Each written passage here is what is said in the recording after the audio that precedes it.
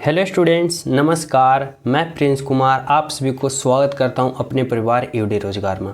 आज का क्लास आप सभी के रीजनिंग का क्लास होने वाला है। मोस्ट इम्पोर्टेंट सेलेक्टेड क्लास इसलिए कर रहा हूं क्योंकि इस क्लास में जो पैटर्न लिया गया है, जो प्रश्न लिया गया है, जो चैप्टर से प्रश्न लिया गया है, इस तरह से समझना कि आपका एग्जामिनर जो पैटर्न अभी वर्तमान समय में एग्जाम में फ़िलहाल जो पैटर्न उपयोग कर रहा है, इस क्लास में वही पैटर्न का उपयोग करके हर प्रश्न को सम्मिलित किया गया है। समझियो। और इन सभी प्रश्नों को आप सभी को इस तरह से सिखाया जाएगा, इस तरह से बुझाया जाएगा कि आप लोग 7 से 8 सेकेंड में किस तरह सोल्यूशन कर पाओगे। और यह कॉन्फिडेंस आप सभी को तब जगेगा जब आप लोग बार बार प्रैक्टिस करोगे वैसे प्रश्न पे जो आपका एग्जाम पैटर्न पे आधारित हो। समझो। और वैसे प्रश्न पे जब आप लोग प्रैक्टिस करना शुरू कर दोगे, ज़्यादा से ज़्यादा प्रैक्टिस, बार प्रैक्टिस, तो आपका क्या होगा परिणाम कि नंबर जो होगा ऑटोमेटिक इंक्रीज होगा। बहुत सारे स्टूडेंट का मैसेज आ रहा था कि सर मेरा जो है ना प्रैक्टिस सेट में नंबर रुक गया है, यानी अगर 20 क्वेश्चन का प्रैक्टिस सेट लगाता है तो उसमें 15 से 16 ही आता है, बार यानी इतना ही के बीच आता है, इससे आगे बढ़ ही ना रहा है।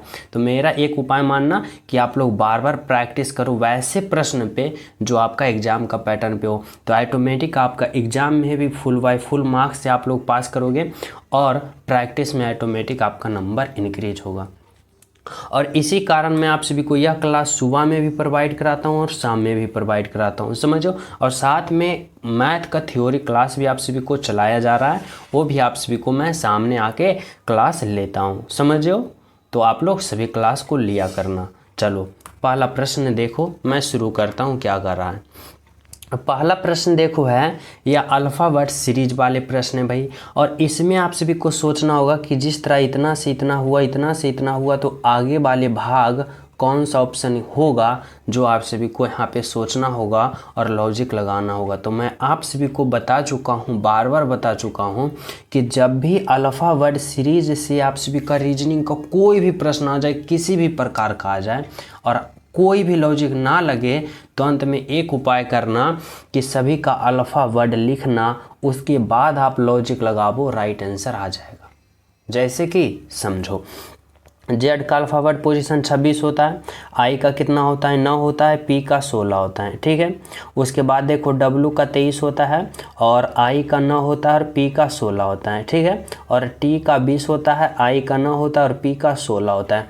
अब आप लोग देखो कि आखिर इसमें क्या लॉजिक लगा रखा है भाई। तो समझो इस तरह से बाबू, समझो कि देखो जेड से डब्लू गया। ठीक है। तो जेड का 26 और डब्लू का 23, तो 26 से 23 गया, क्या हुआ, माइनस का बोलोगे 3 हुआ। अब देखो डब्लू से टी पे गया, यानी डब्लू का 23 और टी का 20, तो 23 से 20 पे गया, तो क्या हुआ, तो बोलोगे सर यहाँ भी माइनस का 3 हुआ, यहाँ पे भी क्या हुआ, माइनस का 3 हुआ। तो इसी प्रकार जब टी से अगले पद निकालोगे तो यहाँ पे माइनस का 3 नहीं करोगे, माइनस का 3 यहाँ पे भी करोगे ना। तो देखो टी का 20, यानी टी का अल्फ़ाबेट पोजीशन 20 होता है और 20 में जैसे ही 3 घटाओगे 17 आएगा। और 17 जो होता है वह किसका होता है, तो वह क्यू का होता है, यानी यहाँ पे क्या होना चाहिए, क्यू होना चाहिए। अब देखो इस प्रकार से अब समझो कि आई से आई गया, तो देखो आई का 9 से 9 गया तो कुछ नहीं, यहाँ यानी कि 0 बढ़ा, जो यहाँ आई था वही आई लिखा और वही आई यहाँ भी लिखा, तो वही आई यहाँ भी लिखेंगे, यानी आई यहाँ भी होगा।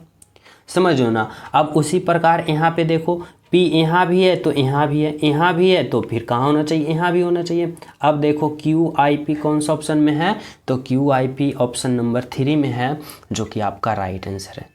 तो किस तरह से, इस तरह से प्रश्न का सोल्व करो ना कि खुद में विश्वास हो, खुद में कॉन्फिडेंस हो कि यही राइट आंसर होगा। इसे कोई भी त्रिलोकी भी आएंगे तो भी इस ऑप्शन को गलत नहीं कर पाएंगे। यानी इस तरह से फुल कॉन्फिडेंस में सोल्व करो कि खुद में विश्वास जगे कि 20 क्वेश्चन में एग्जाम में अगर सोल्व करके आया हूँ तो 20 का 20 सही होना चाहिए। कोई भी एक नंबर इधर उधर करने की कोशिश भी नहीं कर सकता है, क्योंकि कोई लॉजिक नहीं लगा सकता है, क्योंकि मैं जिस प्रकार से सोल्यूशन किया हूँ पूर्ण रूप से विश्वास पूर्ण रूप से किया हूँ, समझो। तो देखो राइट आंसर क्या निकला, ऑप्शन नंबर 3। अगर आप लोग बिना अल्फ़ाबेट लिखे इधर से उधर करते हो तो थोड़ा बहुत मिस्टेक होता है, तो आंसर क्या चल जाता है, डाउट में चल जाता है, सस्पेंशन में चल जाता है। कहते हो मैं 20 करके आया एग्जाम में और फिर आ गया हमारा कितना, तो 19 आ गया, यानी 19 नंबर आ गया। तो इस तरह से करो कि अपने आप में फुल कॉन्फिडेंस जगे, समझ गए हो। चलो, आप सभी को हर प्रश्न इसी तरह से समझाया जाएगा कि जिस तरह से आप सभी को अंदर में एक कॉन्फिडेंस अलग तरीक़ा से जगे और अलग तरह से हैबिट बने, समझ हो ना, प्रश्नों का सोल्व करने का।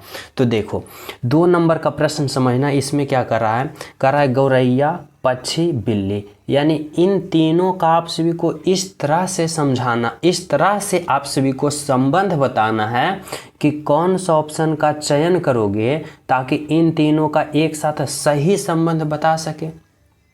तो कैसे सोचोगे भाई, तो देखो इस तरह से सोचो कि अगर मैं पक्षी के लिए एक गोला बनाता हूँ, देखो समझना बाबू, पक्षी के लिए क्या बनाता हूँ मैं, एक गोला बनाता हूँ। अब देखो गौरैया है, गौरैया जो है वह किसके अंदर आ जाएगा भाई, पक्षी के अंदर। पक्षी के अंदर कौन आ गया, गौरैया, क्योंकि गौरैया एक पक्षी है, तो गौरैया पक्षी के अंदर आ जाएगी। अब देखो बिल्ली की बात करें तो बिल्ली क्या है, अलग सा एक जानवर है, यानी कि क्या होगा, तो बिल्ली के लिए अलग गोला बनेगा। अब बताओ हमको कि कौन सा ऐसा ऑप्शन दिख रहा है, तो बोलोगे सर ऑप्शन नंबर 1 दिख रहा है, जो कि आपका राइट आंसर है, जो कि बिल्कुल सही आंसर है। तो इस तरह से आप लोग लॉजिक लगाओ कि अपने आप में फुल कॉन्फिडेंस रहे, ऑप्शन नंबर 1 सही है तो सही है, ठीक है। चलो, और जो स्टूडेंट अभी तक क्लास को लाइक नहीं किए वो लाइक कर देना, जो न्यू हो चैनल पे पहली बार हो तो चैनल सब्सक्राइब करके बेल आइकन प्रेस जरूर करना, ताकि हर क्लास का नोटिफिकेशन आप सभी को पहुंच सके। समझो, हमारे तरफ से जितने क्लास आप सभी को प्रोवाइड कराया जा रहा है, समझना, हर एक क्लास आप सभी को रामबाण साबित होने वाला है, समझो। या 1 घंटा का हो क्लास, या आधा घंटा का हो, या 1 मिनट का हो, ठीक है। चलो, अगला प्रश्न देखो क्या कर रहा है, 3 नंबर का प्रश्न देखो, समझना। 3 नंबर का प्रश्न समझने की कोशिश करना कि आखिर इसमें क्या लॉजिक लगा रखा है। देखो कर रहा है ना 3 नंबर का प्रश्न कि लुप्त संख्या ज्ञात करें, यानी कि बताना है मिसिंग नंबर कि इस भाट के जगह आखिर होगा तो होगा क्या, और इसमें हम किस प्रकार से सोच सकते हैं और किस प्रकार से लॉजिक लगा सकते हैं। तो कैसे सोचोगे और किस प्रकार से लॉजिक लगाओगे भाई, तो इस तरह से समझना कि जिस तरह 6 से 8 हुआ, 11 हुआ, 15 हुआ, 20 हुआ, तो यहाँ पे क्या होना चाहिए भाई, यही तो हमें पता करना है ना। तो देखो किस प्रकार से आप लोग लॉजिक लगा सकते हो एग्जाम में, ताकि हमारा माइंड तुरंत क्या हो जाए, एक्टिव हो जाए। तो इस तरह से सोचो कि 6 से 8 हुआ, यानी क्या हुआ भाई, तो 6 से 8 हुआ, यानी 6 में क्या किया, तो 6 में प्लस का 2 किया, तो देखो 8 आ गया। बोलोगे जी सर। अब 8 से 11 हुआ तो क्या हुआ, यानी 8 में प्लस का 3 किया, देखो 11 हो गया। 11 से फिर 15 हुआ तो क्या हुआ, प्लस का 4 हुआ। बोलोगे सही। अब फिर 15 से 20 जाने के लिए क्या किया, तो 15 में प्लस का 5 किया, देखो 20 आ गया। अब देखो यहाँ पे क्या सीरीज चल रहा है बाबू कि 6 में 2 जोड़ा 8, 8 में 3 जोड़ा 11, 11 में 4 जोड़ा 15, 15 में 5 जोड़ा 20। तो इस बार हमें कितना जोड़ना है, तो 6 जोड़ना है। जब 20 में 6 जोड़ोगे तो 26, यानी इस भाट के जगह आना चाहिए 26। बोले तो ऑप्शन नंबर 2 जो होगा आपका बिल्कुल सही होगा, बिल्कुल सत्य होगा। इस तरह से आप सभी को सोचना, समझना और लॉजिक लगाना होगा, ठीक है। चलो भाई अगला प्रश्न देखो क्या कर रहा है, 4 नंबर का प्रश्न आप लोग समझना, आप सभी से क्या कराएं निम्नलिखित कौन सी उत्तर आकृति प्रश्न आकृति के प्रतिरूप को पूरा करेगा। समझो कि इस भाट के जगह कौन सा ऑप्शन को उठा के रखोगे ताकि यह प्रश्न आकृति पूर्ण रूप से क्या हो जाए, तो पूर्ण रूप से फिलअप हो जाए, यानी पूर्ण रूप से बन जाए। तो कैसे सोचोगे भाई, तो इस तरह से सोचो बाबू कि किस तरह से, कि इस तरह से कि देखो यह जो, पहले ये समझो आप कि ये क्या है, तो बोलोगे चतुर्भुज है, यानी 4 भुजा है, चतुर्भुज है। अब देखो इसमें 2 डिवाइड 2 रेखा काट बांट दिया, यानी इसको 1 भाग 2 भाग 3 भाग 4 भाग में बांट दिया। अब इस तरह से समझो कि जो ये भाग है ना, उसका जस्ट अपोजिट ये भाग है, यानी ये दोनों भाग क्या है, सेम टू सेम है। क्या है, सेम टू सेम है। तो यानी इस तरह के ये भाग और ये भाग होना चाहिए सेम, ये भाग और ये भाग क्या होना चाहिए, सेम होना चाहिए। यानी कि आप अब बताओ कि कौन सा ऑप्शन यहाँ पे होगा, ताकि यहाँ पे ये ऑप्शन और ये ऑप्शन दोनों का सेम होना चाहिए। क्योंकि देखो इसमें जिस प्रकार का है वही इसमें है, तो जो इसमें है वही इसमें होना चाहिए। तो देखो अगर हम बात करें ऑप्शन ए होगा नहीं, ऑप्शन 2 होगा नहीं, और ऑप्शन 4 तो होगा नहीं। अब बचा ऑप्शन 3।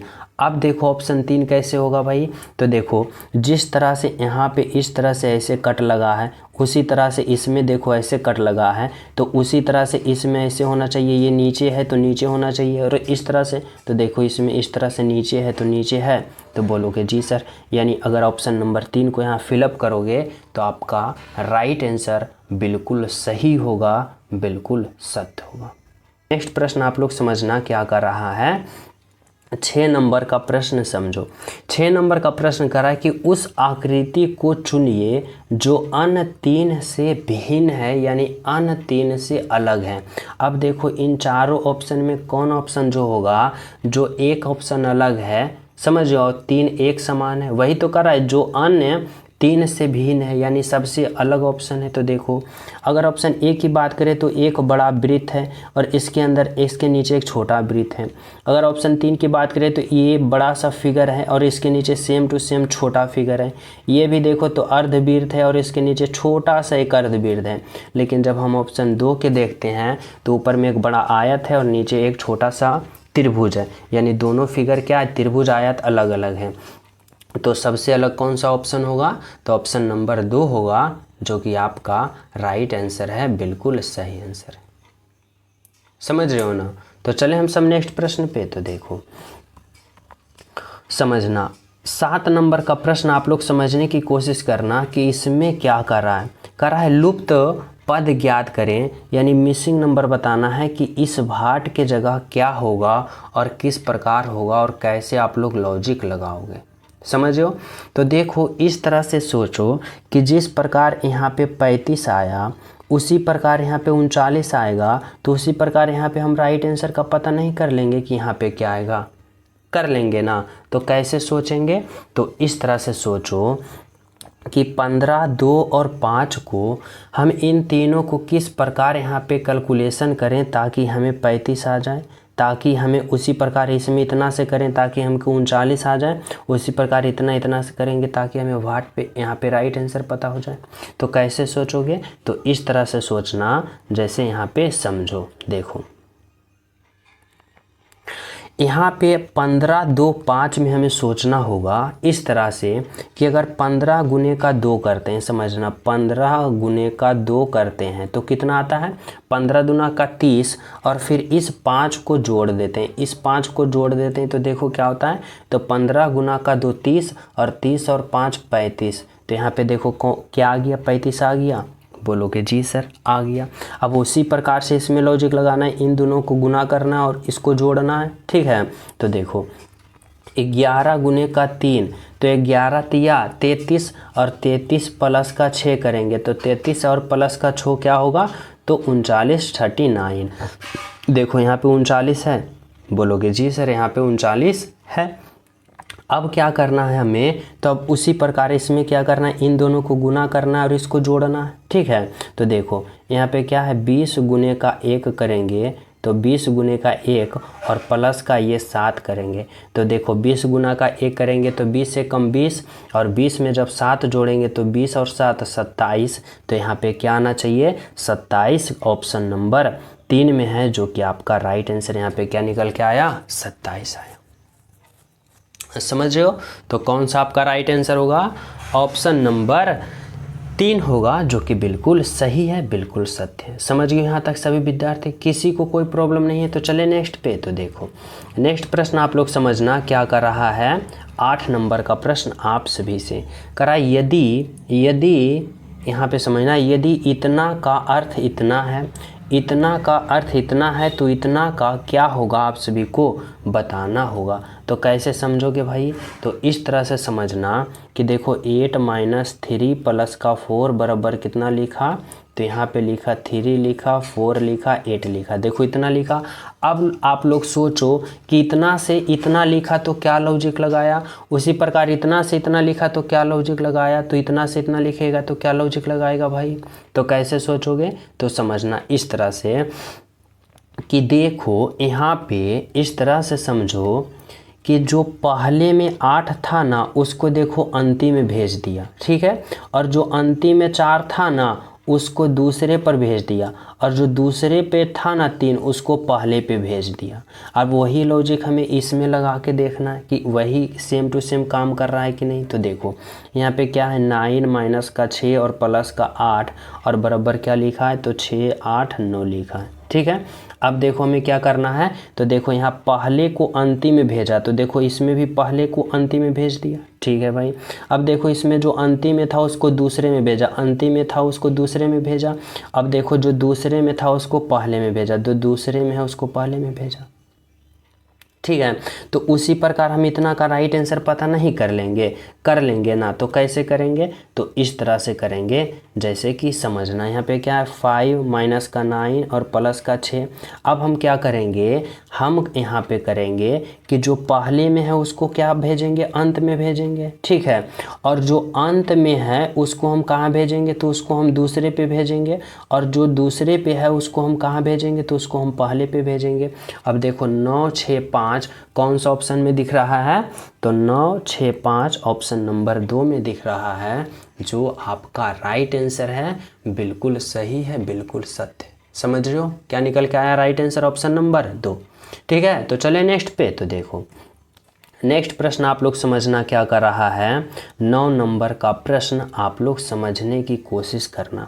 करा यदि भाग का अर्थ घटाव है, घटाव का अर्थ गुना है, गुना का अर्थ जोड़ है और जोड़ का अर्थ भाग है, तो इतना का मान क्या होगा, कैसे होगा और किस प्रकार होगा, आप सभी को बताना होगा, ठीक है। तो देखो समझना, यहाँ पे जो जो अर्थ कर रहा है ना बाबू, वह अर्थ आप सभी को इसमें रखना होगा। जैसे देखो यहाँ पे 20 है तो 20 रखोगे। अब देखो गुना है, अब देखो गुना का अर्थ क्या कर रहा है भाई, तो देखो यहाँ गुना का अर्थ जोड़ है, तो यहाँ पे गुना का अर्थ जोड़ दो, यहाँ पे क्या होगा 60 होगा। उसके बाद है देखो भाग, भाग कहाँ है, तो देखो भाग का अर्थ घटाव है, तो यहाँ पे घटाव दो और यहाँ पे क्या होगा 40। फिर देखो घटाव, घटाव का अर्थ गुना है, तो यहाँ पे गुना दो 20। फिर देखो जोड़, जोड़ का अर्थ क्या है, तो जोड़ का अर्थ भाग है, तो यहाँ पे भाग दो और क्या होगा 10। अब इसका आप लोग क्या करो, तो यहाँ पे कैलकुलेशन करो। किस तरह से, तो बोर्ड मास उपयोग करोगे, यानी पहले भाग फिर गुना फिर जोड़ और अंत में घटाव होना चाहिए, ठीक है। देखो तो सबसे पहले भाग कहाँ है, यहाँ है भाग। तो देखो क्या करोगे, 20 में 10 से भाग दोगे तो कितना होगा, 2 होगा, 2 होगा। और यहाँ पे गुना का 40 है और माइनस का यहाँ पे 60 है और प्लस का यहाँ पे क्या है, तो प्लस का 20 है। अब देखो जब भाग कर लिए हो तो गुना करोगे, तो गुना करो, तो 40 और गुने 2 करोगे तो 40 दूना का 80 होगा, और माइनस का यहाँ पे 60 है और प्लस का 20 है। अब देखो क्या करोगे, तो प्लस प्लस को और माइनस माइनस को, तो देखो जोड़ो 60 और 20 80, और 80 माइनस का 80 करोगे तो कितना आएगा 0, जो कि कौन सा ऑप्शन में दे रखा है, तो ऑप्शन नंबर ए में दे रखा है, जो कि आपका राइट आंसर होगा। ऑप्शन नंबर 1 बिल्कुल सही है। समझ गए हो। चले नेक्स्ट पे। तो देखो नेक्स्ट प्रश्न आप लोग समझना क्या कर रहा है, 10 नंबर का प्रश्न आप लोग समझने की कोशिश करना। यह प्रश्न डायरेक्शन वाले हैं, दिशा वाले हैं, इसमें कुछ लॉजिक आप सभी को समझना होगा। सिंपल सा लॉजिक है कि इस तरह से कि ऊपर की ओर मैं उत्तर कहता हूँ, नीचे की ओर दक्षिण कहता हूँ, इधर पूरब कहता हूँ और इधर मैं पश्चिम कहता हूँ। इतना समझते हो ना। चलो अब देखो समझना, कराए अमन अपने कॉलेज से चलना प्रारंभ करके 10 किलोमीटर उत्तर की ओर चलता है, ठीक है। तो देखो अमन जो है ना अपने कॉलेज से चलना प्रारंभ किया, तो चलो मैं अमन का कॉलेज मान लेता हूँ यहाँ है। अब यहाँ से चलना प्रारंभ किया और 10 किलोमीटर उत्तर की ओर चला। उत्तर की ओर मैं ऊपर कहता हूँ, ऊपर कितना चला 10 किलोमीटर, यानी उत्तर दिशा में चला, ठीक है। करा हुआ फिर अपने बाएं मुड़ कर 10 किलोमीटर चला। यहाँ जब पहुँचा ना तो यहाँ से बाएं मुड़ गया, और बाएं मुड़ेगा तो किधर होगा, इधर होगा। और कितना चला, तो 10 किलोमीटर बाएं मुड़ा, ठीक है। करा वहाँ से दाएं ओर मुड़ा और 10 किलोमीटर चला। यहाँ जब आया ना तो यहाँ से पुनः दाएं मुड़ा, तो दाएं मुड़ेगा तो किधर होगा, इधर होगा। और कितना चला, तो यहाँ पे भी 10 किलोमीटर चला। अब प्रश्न पे आप लोग आ जाओ कि प्रश्न क्या करा। अब वह किस दिशा की ओर मुँह किए हुए है। तो किस दिशा की ओर मुँह किए, तो देखो कहाँ चल रहा है, इस तरह के चल रहा है, यानी ऊपर की ओर चल रहा है। और ऊपर की ओर को मैं क्या बता रखा हूँ कि उत्तर कहते हैं, यानी अभी वह उत्तर की दिशा की ओर मुँह किए हुए है, यानी ऑप्शन नंबर 3 आपका राइट आंसर, बिल्कुल सही आंसर। समझ गए हो। तो चले नेक्स्ट पे। तो देखो नेक्स्ट प्रश्न आप लोग समझना क्या कर रहा है। 11 नंबर का प्रश्न देखो, 11 नंबर का प्रश्न समझने की कोशिश करना कि आखिर इसमें लॉजिक जो है ना वह क्या लगा रखा है। समझो करा, यदि इतना को इतना लिखा जाता है तो इतना को कैसे लिखा जाएगा। समझो, सिंपल सा लॉजिक समझने की कोशिश करना।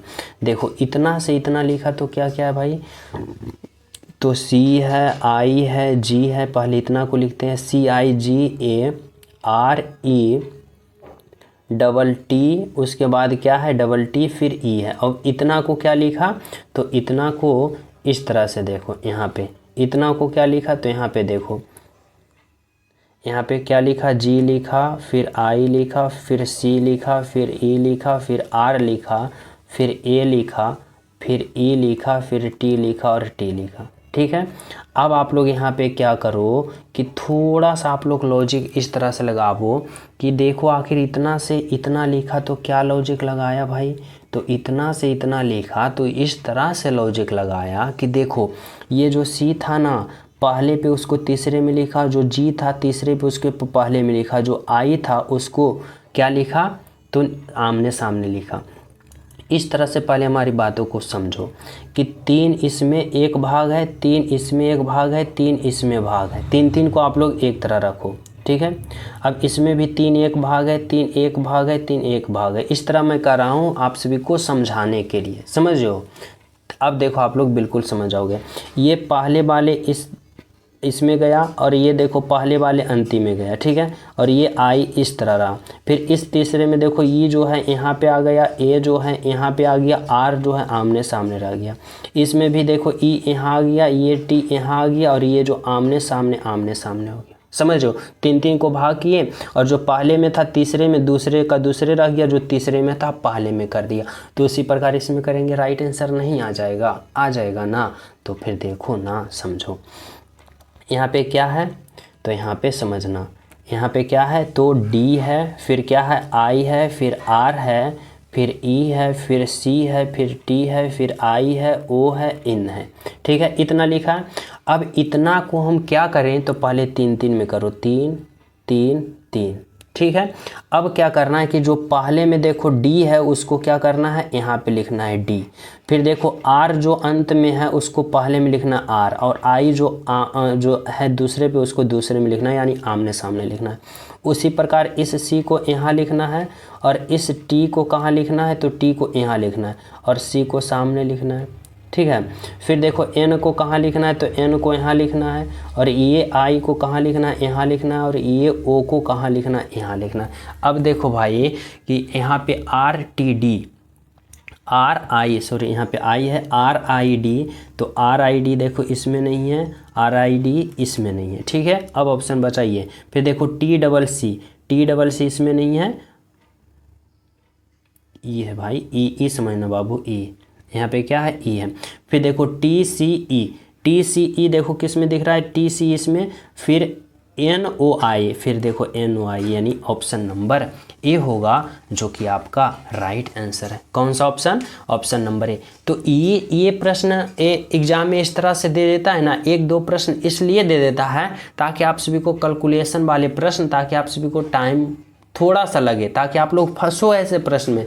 लेकिन आप सभी को फंसना नहीं, आप लोग क्या करोगे, सिंपल से 3 का पेयर बनाओगे और जस्ट अपोजिट यानी उल्टा पुल्टा करके आमने सामने करके इस तरह से लिखोगे, राइट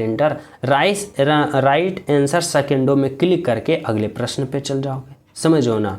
तो एग्जामिनर आप सभी को फंसाना चाहेगा लेकिन आप लोग फंसोगे नहीं। ठीक है। चलो देखो 12 नंबर का प्रश्न समझना। 12 नंबर का प्रश्न जो है ना, यह सीटिंग अरेंजमेंट का प्रश्न है। कर रहा है कामिनी और सुरवना के बीच मनीषा बैठी है, ठीक है।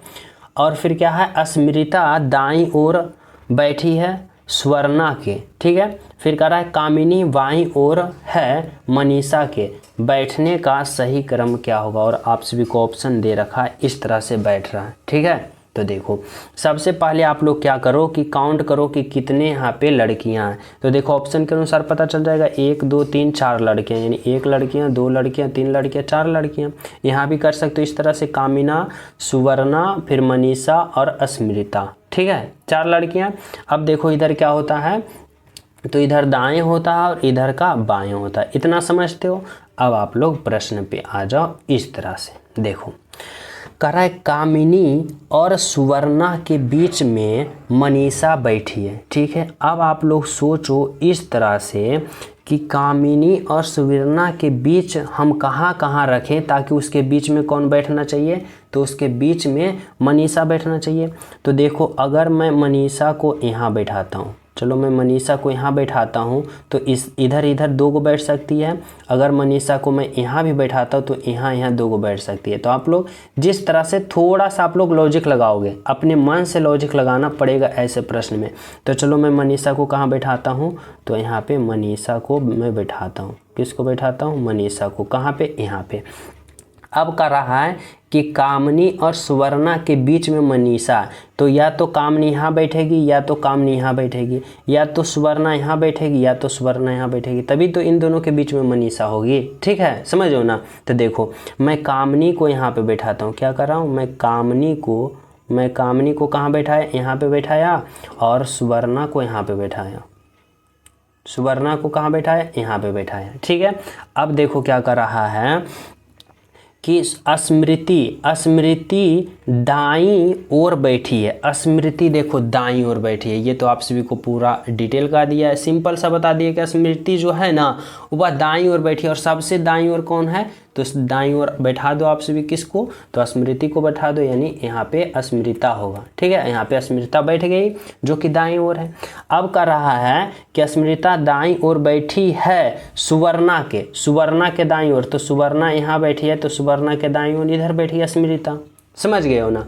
अब कर रहा है कि कामनी बाईं ओर बैठी है, कामनी देखो बाईं ओर बैठी है, इस तरफ बाईं ओर बैठी है ना कामनी देखो बाईं ओर बैठी है, ठीक है। मनीषा यहाँ है तो मनीषा के देखो बाईं ओर बैठी है कामनी, ठीक है ना। यानी ये जो हम सीटिंग यहाँ पे अरेंजमेंट किए हैं, सभी को पोजीशन में जो बैठाए हैं बिल्कुल सही पोजीशन में बैठ गया है, ठीक है। अब प्रश्न क्या कर रहा है, देखो प्रश्न तो बताना है कि बैठने का सही क्रम क्या होगा। तो सबसे पहले कामनी तो मनीषा वाले कट जाएगा, कामनी के बाद कौन आएगी, तो मनीषा, यानी यहाँ पे क्या है, सुवर्णा, तो ये भी हो जाएगा गलत। यहाँ पे देखो मनीषा, ठीक है। उसके बाद कौन आएगी, सुवर्णा आएगी, तो यानी ये कट जाएगा। तो ऑप्शन नंबर 4 है जो कि आपका राइट आंसर होगा।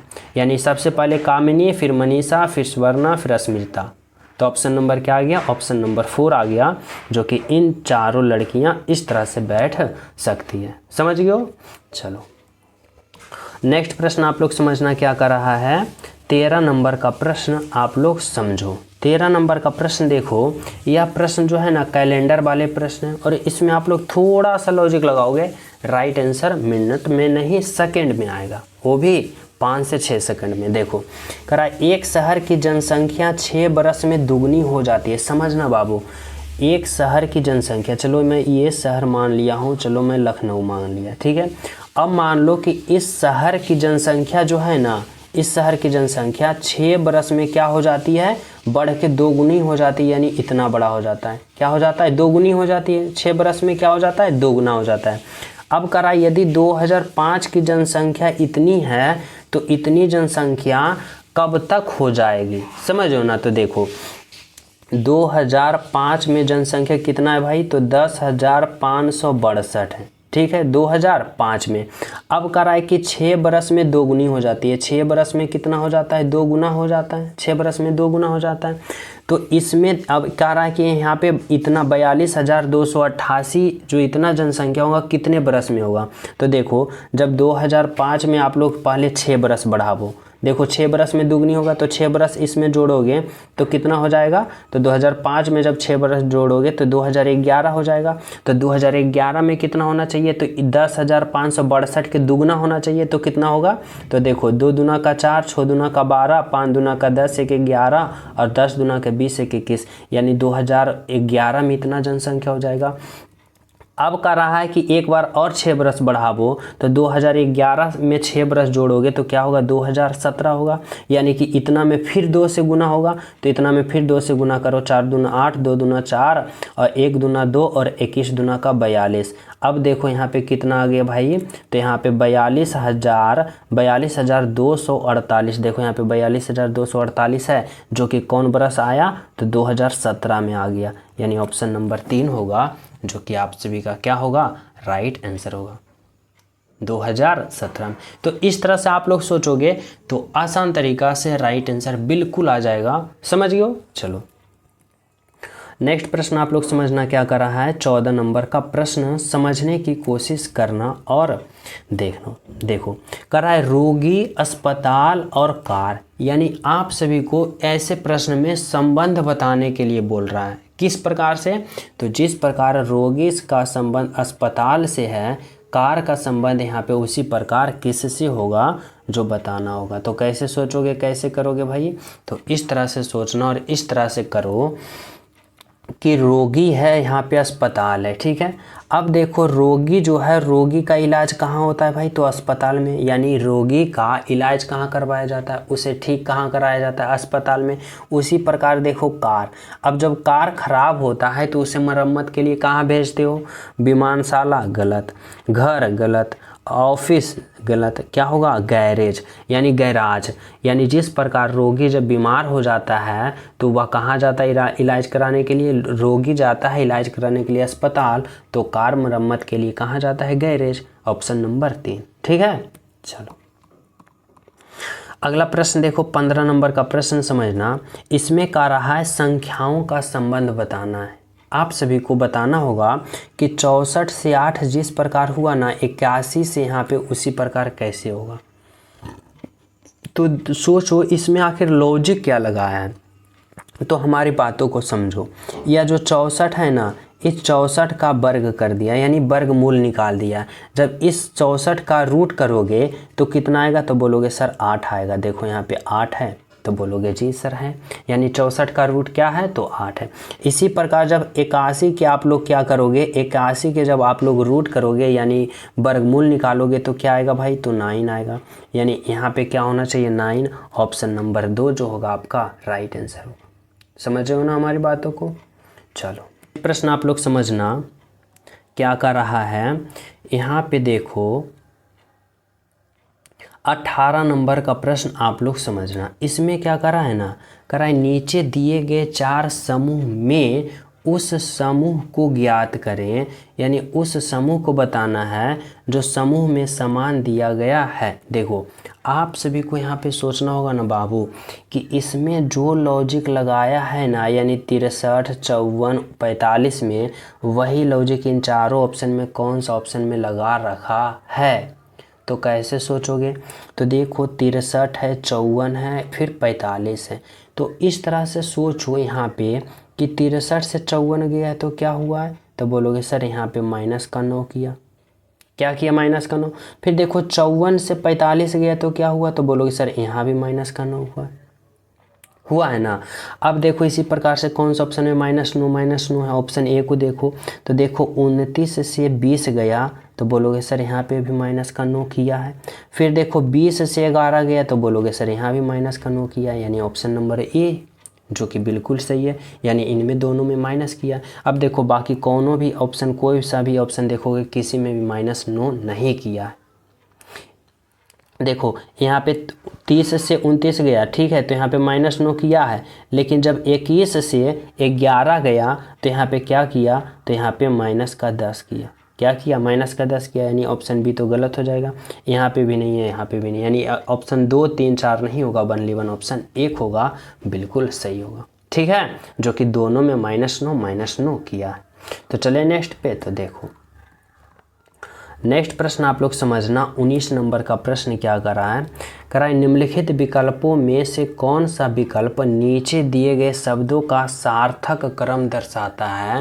यानी बताना होगा कि इन ऐसे प्रश्न में जब भी सार्थक क्रम में दे दिया जाए ना, तो आप लोग इस तरह से सोचना कि सबसे पहले कौन होगा, उसके बाद कौन होगा, उसके बाद और फाइनल अंत में जो होगा ना वह कौन होगा। ठीक है, तो कैसे सोचोगे, तो इस तरह से देखो, वर्षा है, धूप है, बाष्प है और बादल है। अब आप लोग बताओ कि सबसे पहले कौन होगा, तो बोलोगे सर सबसे पहले की बात करें तो धूप होगा, यानी 2 नंबर। धूप होगा तो धूप होने के बाद क्या होगा, बाष्प होगा, यानी बाष्प, यानी 3 नंबर। अब बाष्प होके कहाँ जाएगा, आसमान में, तो आसमान में जाने के बाद बाष्प क्या बन जाएगा, तो बादल बन जाएगा, यानी 4 नंबर। और जब बादल बनेगा तो फिर वर्षा होगा, यानी 1 नंबर। 2 3 4 1, ऑप्शन नंबर 2 3 4 1 कौन सा है, तो ऑप्शन नंबर 4 में है, जो कि आपका राइट आंसर है, बिल्कुल सही आंसर है। समझ गए हो, तो चले नेक्स्ट पे। तो देखो नेक्स्ट प्रश्न आप लोग समझना क्या कर रहा है आप सभी के लिए। देखो यह प्रश्न मैं आप सभी को होमवर्क के रूप में दे रहा हूँ। आप सभी को बताना है मोबाइल, लैपटॉप और इलेक्ट्रॉनिक यंत्र में कि कौन सा ऑप्शन का आप लोग चयन करोगे ताकि इन तीनों का एक साथ सही संबंध बता सकें। ठीक है, और यह प्रश्न मैं आप सभी को होमवर्क दे रहा हूँ, यानी सभी विद्यार्थी इस प्रश्न का राइट आंसर अभी तुरंत ही कमेंट करना कि सर जी इस प्रश्न का राइट आंसर ये। ठीक है, और जो क्लास को लाइक नहीं की हो सभी प्रिय स्टूडेंट क्लास को लाइक कर देना, ज़्यादा से ज़्यादा क्लास को शेयर करना और चैनल सब्सक्राइब करके बेल आइकन ज़रूर प्रेस कर देना ताकि हर क्लास का नोटिफिकेशन आप सभी को मिल सके। हमारे तरफ से जितना कोशिश किया जा रहा है, ज़्यादा क्लास को यहाँ पे पब्लिश किया जा रहा है ताकि आप लोग ज़्यादा प्रैक्टिस करो और ज़्यादा ज्ञान प्राप्त करो। समझो, चाहे वह मैथ हो, चाहे वह रीजनिंग हो, चाहे वह जीके का सेशन हो। ठीक है, और साथ ही टेलीग्राम का लिंक डिस्क्रिप्शन में, वहाँ भी ज्वाइन हो जाना ताकि हर प्रश्न, हर क्लास का नोटिफिकेशन आप सभी को वहाँ भी प्राप्त हो सके। ठीक है, तो मिलते हैं आप सभी को अगले क्लास में, जब तक सभी को हमारे तरफ से जय हिंद।